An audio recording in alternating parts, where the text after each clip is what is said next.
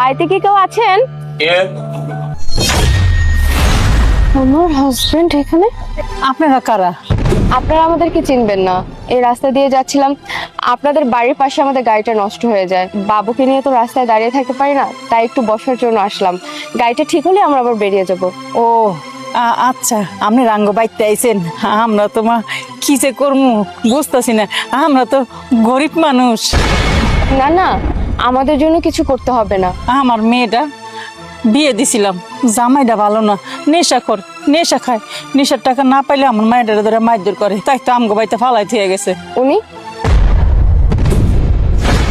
আমার পোলা, ওর কপালটাও খারাপ মা। শহরে বড় লোক এক মাইয়ারে বিয়ে করছিল, ওরে কুইন থেকে কি হয়েছে কিছুই জানি না, ওরও কপালটা পোড়া।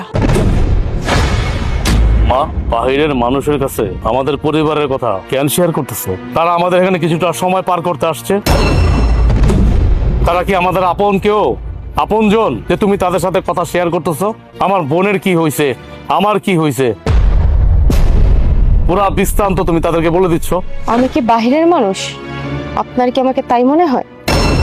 তাহলে আপনি কি, আমি কি আপনাকে চিনি বা এর আগে আপনার সাথে আমার কখনো পরিচয় হয়েছিল? আর সবচেয়ে বড় কথা হচ্ছে আপনারা হলেন গিয়ে বড়লোক মানুষ, আমরা হলাম গরিব। আমরা কিভাবে আপনাদের চিনবো? না, আমরা তো কোনো সময় ম্যাডামরে দেখিনি। তাহলে তুই দেখছস? উনি তো ঠিক কথাই বলেছে, আমরা তো বাহিরের মানুষ। রাস্তায় আমাদের গাড়ি নষ্ট হয়ে গেছে, সাময়িক সময়ের জন্য আসছি, গাড়িটা ঠিক হলে আমরা চলে যাব। আর তুমি ওনাকে চেনো কিভাবে? আরে আমি তো এমনি বললাম আর কি। ঘরে এসে বসো। না না, আমরা ঘরে বসবো না, এখানেই ঠিক আছে। মারে, তুই ওই চকিটা এখানে বাইরে ব্যবস্থা কর, আমি রান্নাঘরে যাইতেছি। কি ব্যাপার, আপনি গরমের ভিতর রান্না করছেন?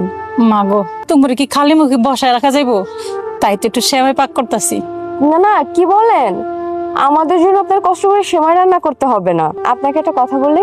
কমা, আপনার ছেলের বউ কোথায়?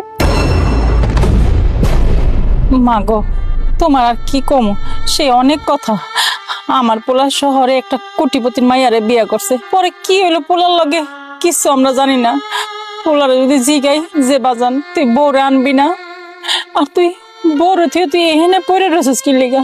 আমার প্রতি কিচ্ছু কয় না মা, শুধু কেবল মুখ কালো করে থাকে আর দীর্ঘ নিঃশ্বাস ফেলায়। আমার পোলার কষ্ট আমার সহ্য হয় না।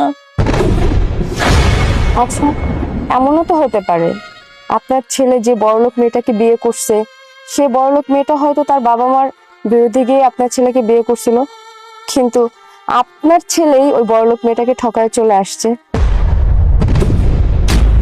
না না মা, এমনটা কোনো সময় হইতে পারে না। আমার পোলা এমন করতে পারে না কোনো সময়। আমি জানি আমার পোলা রাইতে রাইতে হলো কান্দে, ওর চোখের পানিতে বালিশ ভিজে মা, কিন্তু আমি মা হইয়া কিচ্ছু করতে পারি না আমার পোলার লিগা, কারণ আমি তো জানি না আমার পোলা কোন মাইয়ারে বিয়ে করছে। তাই নাকি?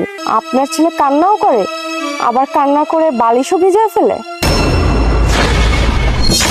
তুমি এমনি করে কথা কইতেছ, মনে হয় যে তুমি আমার ছেলের চিনো। না না, আমি আপনার ছেলেকে কিভাবে চিনবো? আপনার যে ছেলের বউ, তার সাথে যদি কখনো আপনার দেখা হয়, সে যদি আপনাকে জিজ্ঞাসা করে আপনি কেমন সন্তান পেটে ধরছেন, যে কিনা একটা মেয়ের ভালোবাসা নিয়ে খেলছে, যেই মেয়ে কিনা আপনার ছেলের ভালোবাসার জন্য নিজের বাবা মার বিরুদ্ধে চলে গেছে, তাকে ঠকিয়ে আপনার ছেলে চলে আসছে। মাগো, তুমি বারবার একই কথা কইতেছো। তুমি কি আমার পোলার চিনো মা? আমি না তোমার কথার ভিতরে কেমন জানি রহস্যের গন্ধ পাইতেছি। তুমি কে গো মা? আমার একটু খুললে কও না, কে তুমি? না না, আমি কেউ না, আমি সাধারণ একজন লয়ার, আর সেই কারণেই আপনাকে আমি জিজ্ঞাসা করলাম, অন্য কোনো কারণ নাই। তামা তোমার পুতি কই? মা গো, তুমি এনে খাড়াই থাইকো না গরমের ভিতরে, তুমি ঘরে যা ফ্যানের নিচে বহগা, আমি সেমাই রান্না করে লই আইতাছি।